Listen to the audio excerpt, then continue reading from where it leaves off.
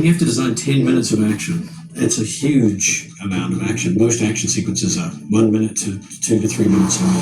So this, we sat down and we did it in the same way we've always done it. You write it first, and then you storyboard it. And I sat down with my storyboard artist, and so we would just we would edit as we go. We'd have a look at things. We would lay out hundreds and hundreds of panels about what we needed to do, where and how and what.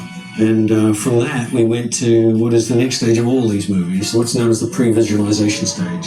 And it's basically a computer modeled, it's a rendering, if you will, much akin to video gaming.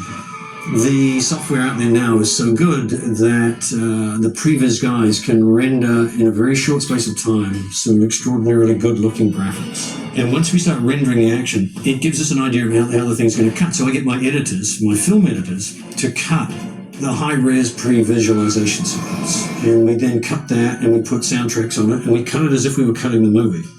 You then have to take that pre-visualization to an effects house. Then, of course, they built the bullet train. The train doesn't exist at all in this movie. Of course, we put 3 choppers in the sky. They don't exist either. It's all digital, apart from some little pieces of stage help to put Ice Cube into for an environment. The car racing along tracks at 200 miles an hour, catching up with the train, and everything is constructed in a 3D environment. You have to do it this way.